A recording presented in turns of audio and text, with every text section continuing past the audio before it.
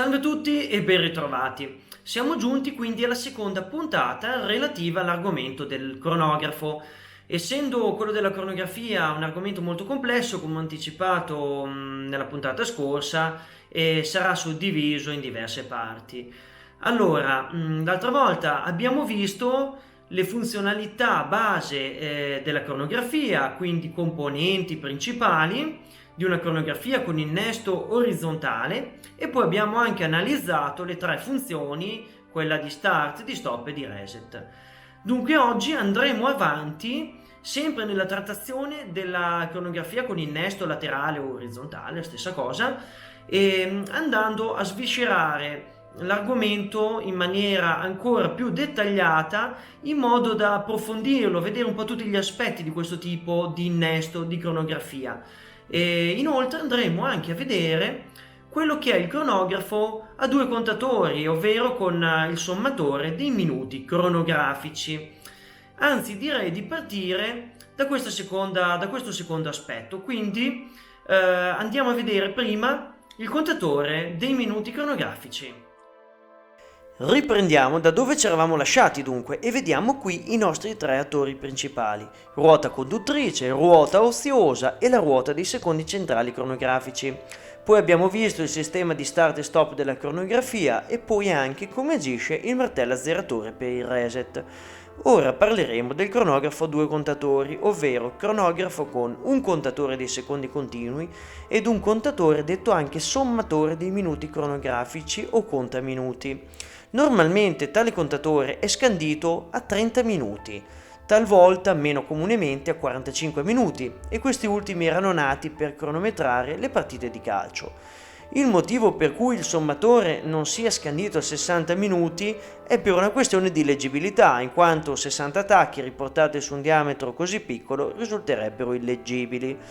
Veniamo alla nostra trattazione tecnica. Allora, siamo sempre nella categoria dei cronografi a carica manuale con innesto orizzontale e nelle architetture più usuali, ovvero nel 95% dei casi, il contatore dei secondi continui si viene a trovare ad ore 9.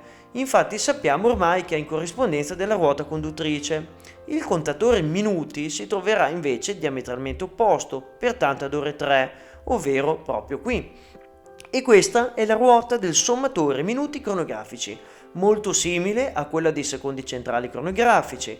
Infatti, come essa, presenta un lungo perno passante sul quale viene montata la sferettina del contatore, poi la ruota dentata ed infine la camma a cuore al di sopra. Ma come viene messa in moto la ruota del sommatore minuti? Direttamente dalla ruota dei secondi centrali cronografici, ed ora vediamo in quale modo. Al di sotto della ruota secondi centrali è presente un disco con un solo dente, detto anche dito, ed è proprio questo dito che ad ogni giro della sfera secondi, quindi della ruota secondi, va ad azionare il contatore di minuti. È chiaro che questo dito non può ingranare nella ruota direttamente sui denti della ruota del sommatore, in quanto se così fosse essa girerebbe nel verso opposto e quindi i minuti del sommatore scatterebbero in senso antiorario. A tal proposito è presente dunque una ruota di rinvio. La ruota del sommatore di minuti avrà tanti denti quanti sono i minuti rappresentati nella scala che leggeremo sul quadrante. Pertanto, se si tratta di un contatore da 30 minuti cronografici, essa avrà 30 denti. Per cui intuitivamente ciò che avviene è semplicemente che allo scoccare del 60° secondo, quindi al compimento di ogni giro della sfera dei secondi cronografici, il dito andrà ad interagire con un dente della ruota intermedia a contaminuti, facendola ruotare di un dente, e di conseguenza anche quella del sommatore stesso, che in questo modo scatterà in senso orario. Un elemento ausiliario dal ruolo fondamentale è questa molletta, chiamata anche saltarello, e che ricorda molto da vicino la molletta con testa cuneo che abbiamo visto per quanto riguarda il disco data. Se ve la ricordate, la similitudine è pressoché totale nella forma e anche nella funzione. Anche in questo caso si tratta di una molletta d'acciaio con stelo molto fine, ancora più fine in realtà rispetto a quella del disco data, dal momento che la forza che deve imprimere è molto più lieve e presenta una testa triangolare a cuneo. Questa testa si va ad inserire tra la dentatura della ruota contaminuti ed ha una duplice funzione. La prima è quella di mantenere tale ruota ferma ed impedire che si muova in seguito ad urti o vibrazioni. In secondo luogo, agevola lo scatto nella seconda fase, ovvero una volta che essa avrà raggiunto l'apice del dente, questa dinamica ricalca poi in tutto e per tutto quella dello scatto lento del disco data e a tal proposito lo ricorda anche nelle movenze, proprio perché la fase di avanzamento del contaminuti non è immediata al 60° secondo, ma parte un paio di secondi prima, ovvero quando il dito inizia ad impegnare la ruota intermedia.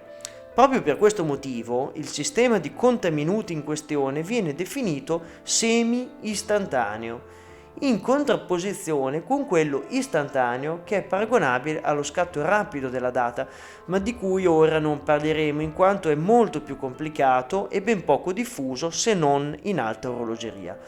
Da un lato il sommatore istantaneo può essere considerato un mero esercizio di stile, dal momento che la sferettina così piccola non rende molto apprezzabile questo scatto lento o rapido che sia, ma in realtà ha anche un contenuto più pratico, in quanto qualora si stoppasse la cronografia proprio in prossimità dei 58-59 secondi, in taluni casi potrebbe, per via dei giochi o di una regolazione imperfetta, scattare con un secondo in anticipo il sommatore dei minuti, falsando quindi la lettura. Per quanto riguarda l'azzeramento, vediamo un po' come si comporta il sommatore dei minuti. Abbiamo visto che al di sopra della ruota è presente la camma cuore, pertanto in completa analogia a quanto visto nel video scorso riguardo alla ruota dei secondi centrali. Anche per la contaminuti abbiamo quindi un martello azzeratore che compie la stessa funzione. Esclusi alcuni calibri da tasca molto datati in cui erano presenti due martelli distinti, e nella quasi totalità dei casi il martello azzeratore è unico, con una doppia leva, quindi una per la ruota secondi e una per la ruota contaminuti. Ma non è tutto. La fase di azzeramento del sommatore necessita di un ulteriore accorgimento. Probabilmente avrete notato che la ruota contaminuti intermedia non è fissata sulla platina base, ma è montata su di un braccetto basculante. Tramite i leveraggi dello smistamento della cronografia, questo braccetto basculante viene avvicinato oppure allontanato alla ruota dei secondi centrali, in maniera piuttosto simile a quanto abbiamo visto con la ruota intermedia dei secondi cronografici. E questo perché? Chiaramente, quando si avvia il cronografo premendo lo start, la ruota contaminuti intermedia deve trovarsi avvicinata al disco della ruota dei secondi cronografici, in modo che il dito possa entrare in interferenza con essa al compimento del giro, come abbiamo visto.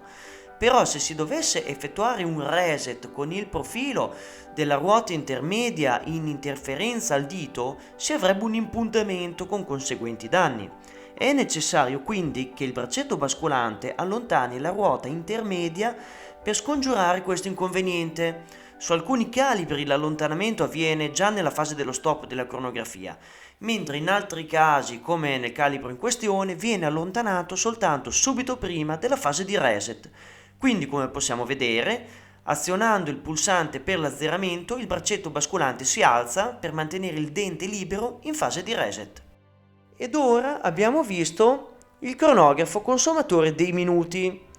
Molti di voi si chiederanno come mai non vada oltre a parlare anche del terzo contatore, ovvero quello delle ore cronografiche. Ebbene, il discorso relativo al contatore delle ore cronografiche è completamente differente rispetto a quello che abbiamo appena visto, dal momento che il contaminuti è azionato direttamente dalla ruota dei secondi cronografici, la quale, come ben sappiamo, ormai è trasmessa da una serie di ruote che prendono la forza della ruota dei secondi continui. Andare ad aggiungere un ulteriore meccanismo in serie, quindi ancora mosso da un treno di ruote e rinvii che andrebbero sempre a gravare sulla ruota dei secondi continui, causerebbe un ostacolo immenso alla marcia dell'orologio. Pertanto il contatore delle ore ha un concetto completamente diverso e lo vedremo più avanti. Alla luce di questo, però, è intuibile che anche il sommatore dei minuti, per come è strutturato, vada a sforzare sulla marcia dell'orologio, così come tutta la catena cinematica della cronografia che finora abbiamo visto. E alla luce di questo vi sono degli accorgimenti atti allo scopo di migliorare le prestazioni. Ora quindi andiamo ad analizzare più nel dettaglio certe soluzioni tecniche che caratterizzano la cronografia con innesto orizzontale. Allora riprendiamo da capo e torniamo sui primi componenti che abbiamo visto nella puntata scorsa. Gli osservatori più attenti avranno probabilmente notato una particolarità, ovvero le tre ruote trasmittente, intermedia e secondi cronografici presentano una dentatura molto differente rispetto alle ruote dentate classiche e quindi cerchiamo di approfondirne il motivo.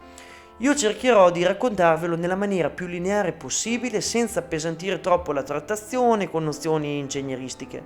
Dunque, normalmente le ruote dentate che compongono un ruotismo in orologeria sono realizzate con due accorgimenti per minimizzare l'attrito tra i loro denti.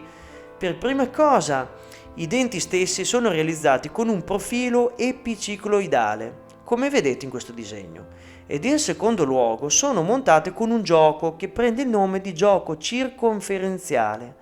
Significa dunque che tra la punta di un dente ed il vano della ruota con cui esso ingrana vi è dello spazio. Pertanto su tutti i rotismi che troviamo in orologeria abbiamo sempre o quasi questo tipo di ingranamento, allo scopo appunto di ridurre al massimo gli attriti tra i denti. L'inconveniente però che insorge in questa tipologia di ingranamento è che quando si ha a che fare con dei giochi, essi si sommano come se fossero in serie, dando luogo ad imprecisioni. In sostanza, se si impiegasse questo tipo di dentatura nelle ruote della cronografia, avremo un duplice gioco circonferenziale che si accumula prima tra la ruota conduttrice e il rinvio, poi tra il rinvio e ruota secondi centrali. Questo gioco causerebbe un moto irregolare della lancetta dei secondi cronografici, che essendo lunga lo amplificherebbe oltremodo, compiendo degli scatti a volte maggiori quando i denti sono a contatto, a volte con delle brevi pause per recuperare lo spazio tra i denti stessi dovuti al gioco. Per ovviare a questo inconveniente sono stati adottati per le ruote cronografiche dei denti a profilo triangolare.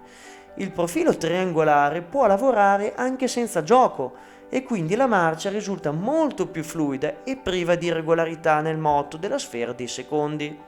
Anche se nella pratica poi non è proprio così, in quanto pure in questo caso abbiamo bisogno di scendere a dei compromessi. Infatti l'ingranamento tra ruote a denti triangolari, come detto, è molto più preciso, però risente di maggior attrito e a tal proposito dobbiamo analizzare la funzione dei perni eccentrici. Dunque, quella che può sembrare una vite che funge da fulcro di rotazione della bascola del rinvio, non è altro che un perno eccentrico inserito nella platina con una testa intagliata. Ruotandolo in un senso o nell'altro fa salire o abbassare la ruota intermedia rispetto alla posizione fissa della ruota conduttrice, offrendo più o meno ingranamento tra i loro denti. Tale ingranamento deve ottenere il giusto compromesso, che di norma è a fondo senza giochi, ma non proprio del tutto, in modo da trasmettere maggior forza, con più regolarità, però senza eccedere con gli attriti. Un altro perno eccentrico invece regola la distanza tra la ruota intermedia e quella dei secondi centrali nella fase di trasmissione, ovvero dopo lo start. La regolazione di questi eccentrici è particolarmente complicata e si deve trovare appunto il giusto equilibrio tra fluidità di marcia della sfera dei secondi, quindi con giochi limitati, però al contempo riuscire a limitare gli attriti in modo da non creare sovraccarichi che andrebbero ad abbattere sensibilmente l'amplitudine del bilanciere e quindi le prestazioni di cronometria. Di contro, invece, le ruote del contaminuti e del suo rinvio hanno la conformazione classica a denti epicicloidali con gioco e in questo caso invece non abbiamo timori di imprecisioni dovuti ai giochi perché si tratta di un sommatore a scatti di un minuto. Ci torna invece fondamentale avere la soluzione tecnica che riduca al minimo gli attriti tra le ruote. In ultima battuta, affrontiamo un tema spesso dibattuto quando si parla di cronografia di innesto laterale, Molti di voi avranno forse sentito parlare del cosiddetto saltino della sfera cronografica all'innesto. Bene, andiamo innanzitutto a spiegare di cosa si tratta. Quando all'avvio della cronografia la ruota intermedia va ad agire sulla ruota dei secondi centrali, ricordiamo che la prima è sempre in costante rotazione mentre la seconda è inizialmente ferma, pertanto abbiamo il caso in cui l'innesto avvenga tra un dente dell'una ed un vano dell'altra, e in questo caso abbiamo una partenza morbida e perfetta. Ma nel caso in cui venissero a contatto punta contro punta, la ruota centrale sarebbe costretta a compiere un saltino in avanti o ancora peggio indietro, per poi partire in maniera fluida una volta che le punte siano penetrate nei vani. Questo è il famoso saltino. Ma per limitare questo inconveniente è stato adottato un accorgimento. La ruota secondi centrali presenta dei denti più piccoli ed in numero doppio rispetto a quella intermedia. Di norma nei calibri standard sono 150 contro 300. In questo modo si rende più dolce l'ingranamento e l'entità di questo saltino viene diminuita notevolmente, rendendo poi anche più fluida la marcia della lancetta. Un ulteriore componente presente in molti calibri cronografici, o almeno su quelli di maggior qualità, è il cosiddetto freno.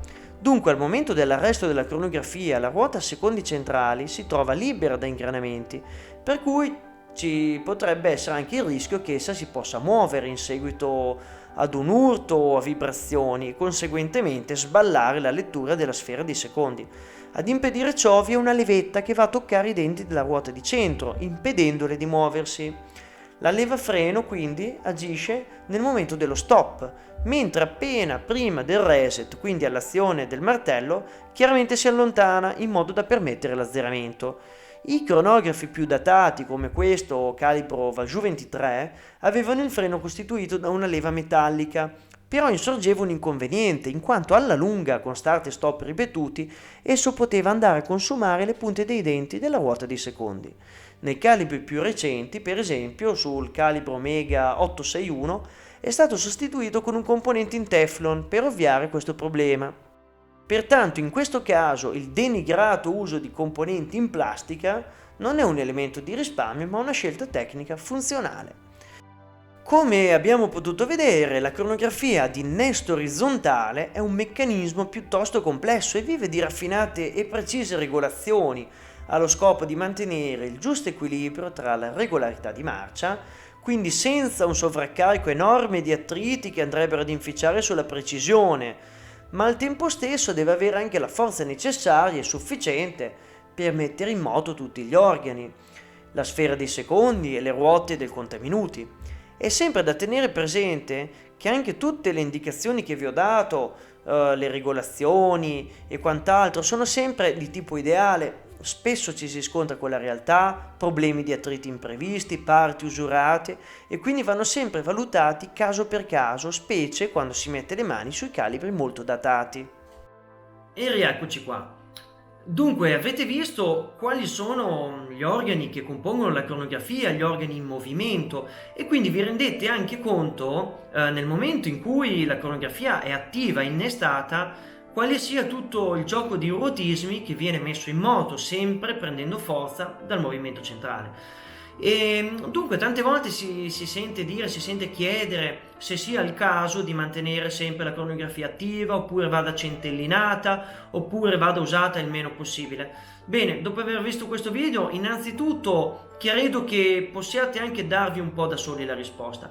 Ad ogni modo, penso di fare, magari al termine di tutta la trattazione relativa al cronografo, un video dedicato oppure una live per parlare, raccontare, dare qualche consiglio di uso e manutenzione dei cronografi, anche perché bisogna fare diverse distinzioni, se si tratta di un cronografo innanzitutto datato o moderno, lo stato di revisioni, la tipologia di cronografia a innesto orizzontale, a innesto verticale, che lo vedremo più avanti, quindi tutta una serie di cose. Quindi anche fare un discorso generale non è semplice, va molto puntualizzato in base ad ogni modello in particolare. Dunque oggi abbiamo visto quindi fondamentalmente l'essenza della cronografia con innesto orizzontale e tutti gli organi che sono in movimento in questo gioco. Dunque nella prossima puntata passeremo alla trattazione di un elemento che ancora non abbiamo visto, ovvero quello dello smistamento, quindi le tipologie di smistamento della cronografia. Quindi restate connessi come sempre, se vi è piaciuto il video mettete un like e arrivederci alla prossima.